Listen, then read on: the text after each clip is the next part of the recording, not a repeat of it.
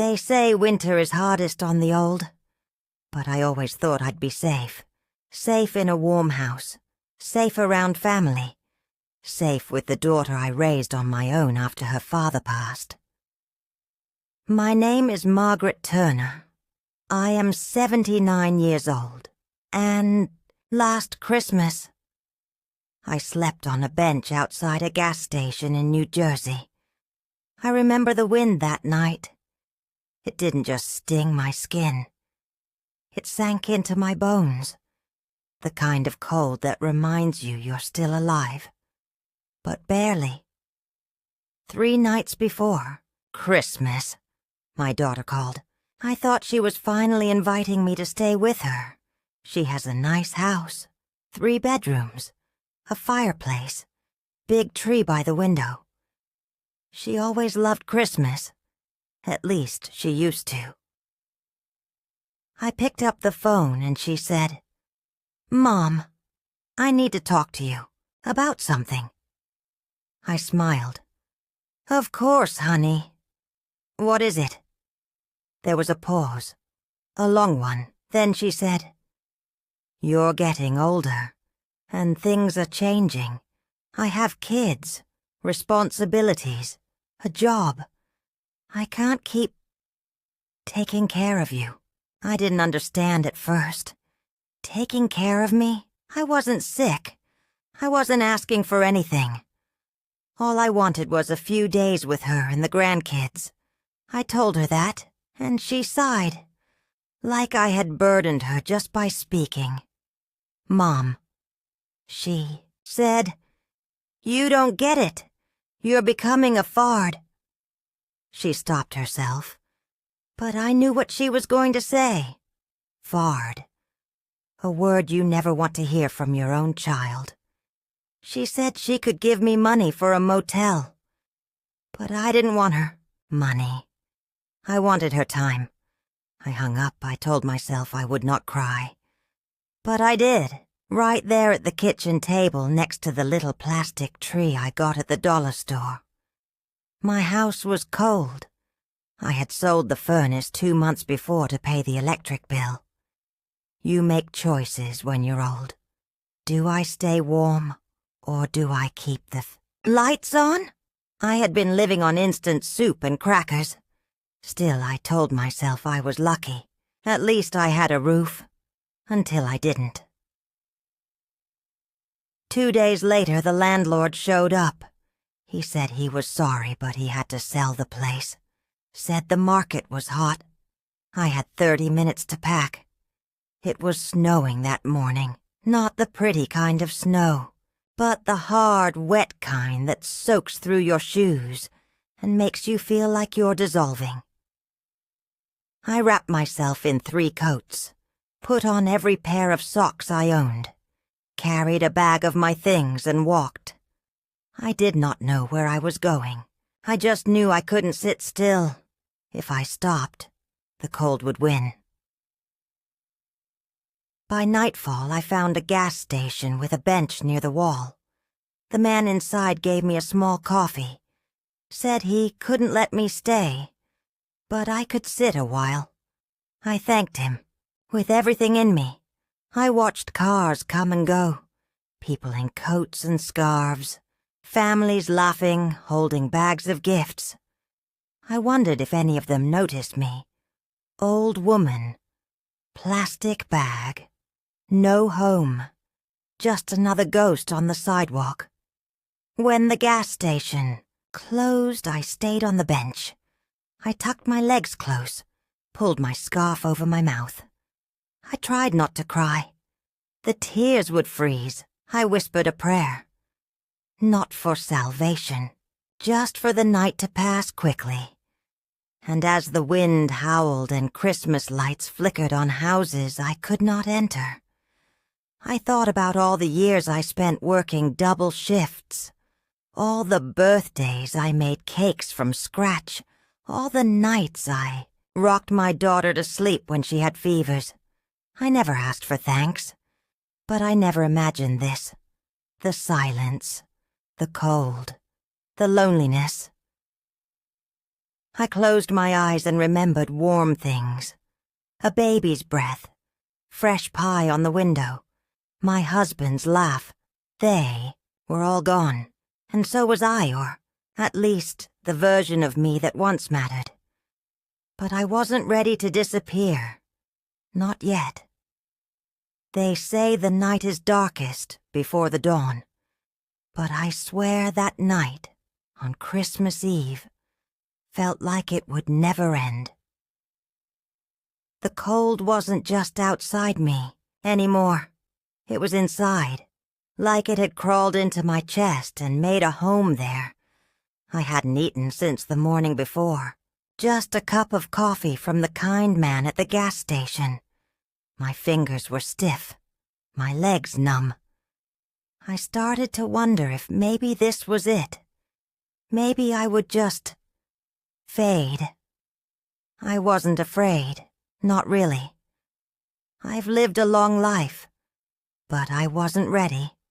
Not like this. Not on a bench.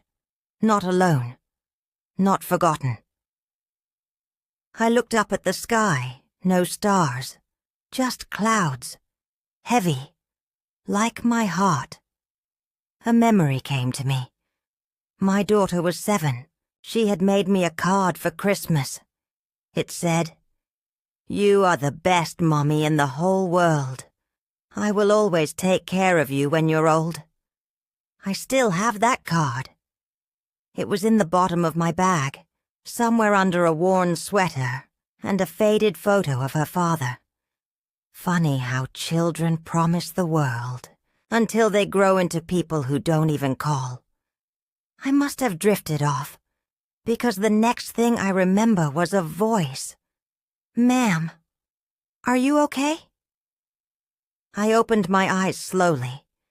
There was a man standing there. Young. Maybe 30. He wore a dark coat and held a grocery bag. His face was kind, but cautious. I tried to answer, but my voice cracked. Nothing came out. Just air. He knelt down. "You're freezing," he said. "You can't stay out here, you'll die." I wanted to tell him I knew that maybe part of me had already given up. But he didn't wait for permission. He took off his scarf and wrapped it around my neck. He helped me to my feet. I was shaking. Not from fear, but because I had forgotten what kindness felt like. He guided me into a diner across the street. The smell of coffee and pancakes hit me like a memory. The waitress looked up. Her eyes widened when she saw me. "She needs a seat and something hot," the man said. They sat me in a booth near the heater. He ordered me a bowl of soup and a tea. No questions, no judgment, just warmth. Real, human warmth. When I could finally speak, I whispered, Why are you helping me?" He looked at me for a moment, then said, "My grandma raised me. She died last year, alone. I promised myself I'd never walk past someone who reminded me of her." I didn't know what to say. Tears welled up in my eyes. Not from sadness, from being seen. He sat with me while I ate, slowly, carefully. Like each spoonful brought me back to life. His name was Daniel. He was a nurse. He had just gotten off a 12-hour shift. I asked why he wasn't home with his family. He said he didn't have much of one anymore. I nodded. "Me neither," I said. There was silence between us, but not the bad kind, not the lonely kind, the kind that feels safe. Like two strangers had been waiting their whole lives to sit across from each other in a warm booth on a cold night. When the soup was gone, he asked where I was staying. I hesitated. Then I told him the truth. No place. Not anymore. He didn't flinch. He didn't look away. He just nodded and said, "Okay, then come with me." At first, I refused. Pride is a strange thing. Even when you have nothing, you cling to it like a coat. But he didn't ask again. He just paid the bill and stood up, held out his hand, so I took it. And for the first time in a long time, I felt like maybe I didn't have to disappear. Not yet. Daniel drove an old silver truck. The inside smelled like peppermint and hand sanitizer. There was a blanket folded neatly on the back seat. I held it close as he drove, not just for the warmth, but because it reminded me of something I had forgotten, the feeling of being cared for. We didn't talk much. The roads were quiet. Most homes we passed had glowing trees in the windows, families inside, laughter, music. I used to have that. His apartment was small but clean. One bedroom, a couch, a little tree in the corner with one single red ornament. He set up the couch with a pillow and fresh sheets. He even brought me socks, thick wool ones. I sat down slowly, my legs still sore from the bench. He handed me a cup of tea. Chamomile, like my husband used to make. Daniel didn't ask questions. He didn't push. He just said, "Sleep as long as you need. You're safe. Now." Safe! I hadn't heard that word in years. That night I slept for 12 hours. When I woke up, there was a plate of scrambled eggs and toast on the coffee table. And a note. "Merry Christmas, Margaret. You're not alone today. I'll be back soon." I held that note in my hands for a long time. It wasn't much. Just a few words. But it was the first thing anyone had written to me in months. I ate slowly, tears dripping silently into my tea. Not from sadness this time, but something else. Hope. He came back around noon with grocery bags. He said we were cooking together. I laughed, a dry, raspy sound. I hadn't laughed in weeks. We made soup and mashed potatoes. He tried to bake a pie but burned the crust. We ate on the couch with Christmas music playing softly in the background. He showed me pictures of his grandma. She had kind eyes, like his. I told him about my husband, how we used to dance in the living room every Christmas Eve. No music, just us. Daniel smiled, then stood up, held out his hand. "Come on," he said. "One dance, for him." So we danced, slow, quiet. Two souls trying to remember what it meant to feel human. After dinner, he looked at me and said, "You can stay as long as you need. No rush, no rules."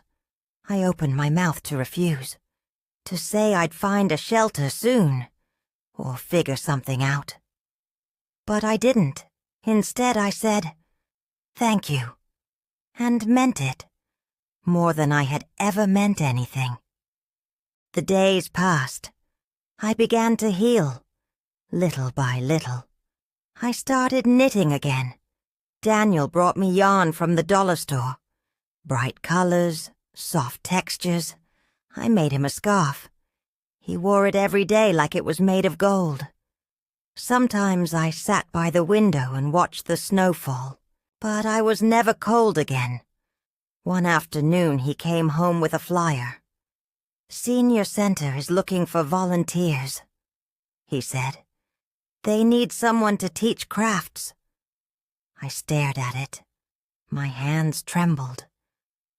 "I haven't taught anything in years." He shrugged. "So what? You still have more to give?" So I went. Nervous, shy, unsure. But they welcomed me. Called me Miss Margaret. Asked me to come back. I started teaching twice a week. Then 3 old hands, young hearts, stories shared over glue and glitter. I belonged again. One night I sat down with Daniel. I told him everything. About my daughter, the phone call, the bench, the pain. He listened, quietly, with the same patient eyes I had come to trust. When I finished, I said, "I must have done something wrong for her to throw me away." He shook his head. "No, you didn't. Some people forget where they came from. That's not your fault. That's their loss." I nodded, but I still cried. Then he said something I'll never forget. "Family isn't just blood. Sometimes it's the people who find you when you've been lost too long. It's been a year. Since that Christmas, I still live with Daniel. We split the bills. We eat dinner together. We take care of each other. He calls me his second grandma. I call him my Christmas angel. I haven't spoken to my daughter, and maybe I never will. But I've made peace with that, because I found something better, something I thought I'd lost forever. A reason to wake up, a reason to smile, a reason to keep going. So if you're listening to this, if you feel forgotten, if the world feels cold and cruel, please hear me. You are not done. You are not worthless. You are not alone.